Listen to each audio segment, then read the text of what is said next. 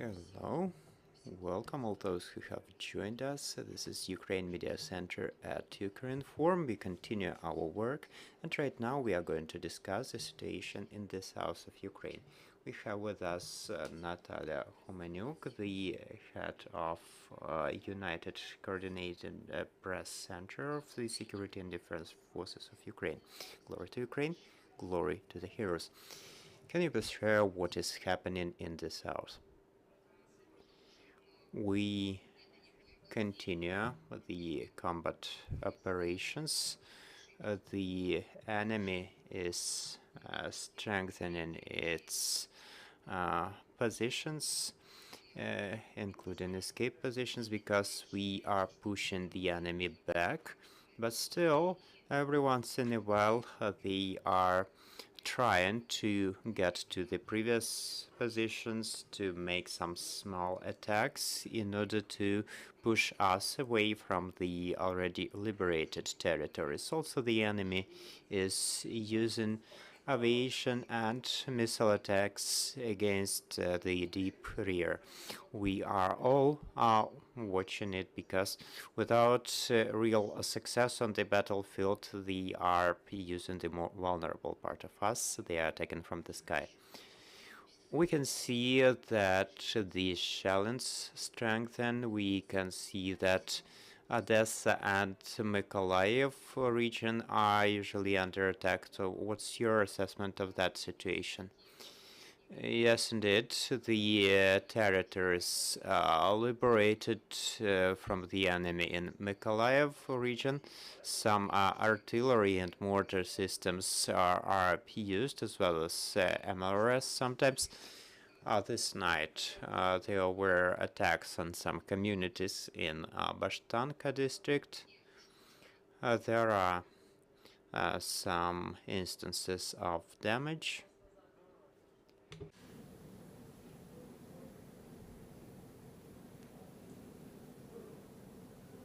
Пані Наталю, ви з нами? Are you with us, Natalia? Yes, I'm here again. So there is some damaged buildings, infrastructure. Unfortunately, no casualties in Mykolaiv region, but in Odessa region, there was a missile attack this night. It was a HA-22 missile, quite an old one, but still it entails considerable damage. A number of residential buildings were impacted. There was a fire. The total area of it was 500 square meters, so it was possible to extinguish it. 8 people were injured. Fortunately, no one is dead, but still it was quite a considerable damage. What's the situation in the Black Sea? In the Black Sea, the weather is beneficial for us. There is a sea storm, but still there are 2 enemy warships carrying up to 16 missiles directed to the territory of Ukraine. At the same time, we continue the operation on this mini island.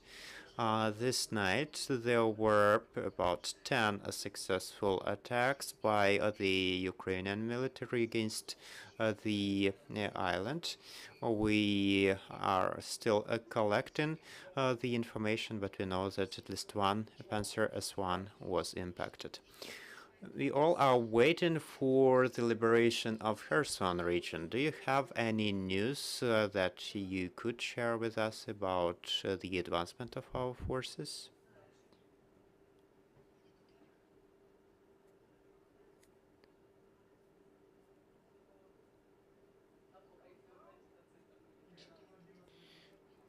We are still waiting for the resumption of the connection.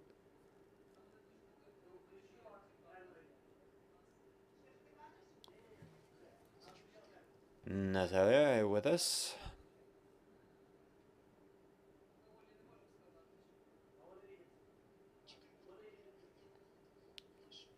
We're still waiting for the speaker to come back, and it is Natalia Humeniuk, the head of the United Coordinating Press Center of Security and Defense Forces of the south of Ukraine. We hope it's possible to resume the connection. Are you with us, Natalia? Yes, I'm back again. I can see and hear you loud and clear.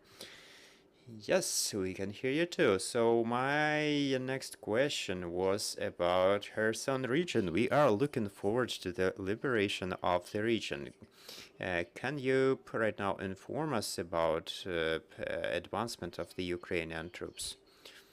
Unfortunately, there are some elements of waiting, emotional waiting, which have negatively impacted the advancement of Ukrainian troops. So these news updates, which are sometimes premature, they can be harmful in this situation. And let me remind you that the steppe is a kind of a kind of terrain that is quite dangerous for our troops, and also our weapons are less long range than those of the enemy. So we have to push the enemy to a really long distance to be able to report anything. So once again, I'm speaking to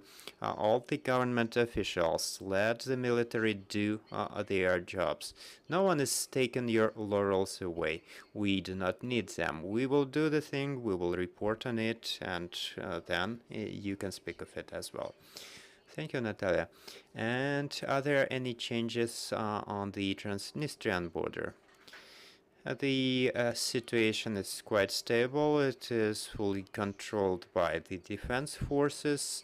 Our borders are safely protected, and the defense detachments are there. So this is a force that is able to stop those possibly coming from the Transnistria, and they understand fully well that there is this defense on the Ukrainian side. So we fully control the situation in the region, and we can attest to that. Your questions, dear colleagues. I'm Irina Kožuchar from Ukraine Forum. So if it is possible to share this, please do so. Otherwise, please don't. What is the situation on the Zmyiny Island? Because we learned from social media that not all the enemy equipment has been destroyed. So do you continue the operation aimed to destroy the enemy equipment? And another one about the fire that people say still continues. Do you have any updates on that? Next question. There is some information vacuum on the temporarily occupied territories, a vacuum that is being filled by the Russian propaganda. So is there any planning for dispatching some information, bulletins, some leaflets, etc.? Some additional information on top of what we have seen yet. Thank you for your questions. They are quite extensive, and I'll try to be brief in my responses. The operation on Zmyiny Island still continues. It's a long-term one. It's intended to fully liberate the island from the occupiers. This night, there were over 10 successful impacts, but we are not able to unveil all the results. Preliminarily, we have already informed that over the last days of this operation, we have successfully attacked the radio location station that was, in fact, the eyes and the ears of the island. We destroyed two Panzer S-1 systems before and one this night as well, so three in total. And also, we have some information that there were successful impact on the enemy troops and enemy equipment. So we do not have all the details. Once we have more information, we will unveil it to the public. Next, speaking of the activities that we can read about in the media concerning the Odessa mine. We are reminded once again that we are not attacking the civilian infrastructure. If some events are happening there, we can only observe them because the northwest part of the sea is blocked. We cannot fully investigate the situation. We cannot collect the intelligence in full capacity, but we know that from time to time there are some fires or there are some technical issues happening, after which the occupiers arrange some search and rescue operations, but we are not aware of all the details there. Speaking of the information being provided to the occupied territories, we have quite strong communication with the partisan movements, the mental connection, so to speak. We have some mutual understanding. They are working to support us. We are working to support them. And we are working for a common goal to liberate the occupied territories, to liberate the Kherson region. So whatever is possible to provide there in the informational capacity, we are doing that, but we are not unveiling the detail in order to keep people safe. Other questions? Hello, Natalia. I'm very grateful for answering the previous question, because this was a question I wanted to ask as well. I'm Vadim Vetrov from Carrera della Sera, Italy. So my question, in the Black Sea, there are 5 missile carrying vessels of the enemy, also as a submarine, and they have the total capacity of 44 missiles. So in order to defend the city, what else is necessary? What kind of equipment, what kind of tools should be received to ensure the proper air defense and defense from the sea?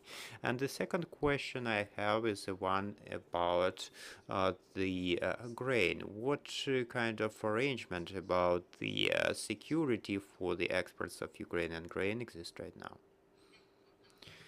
Thank you for your questions.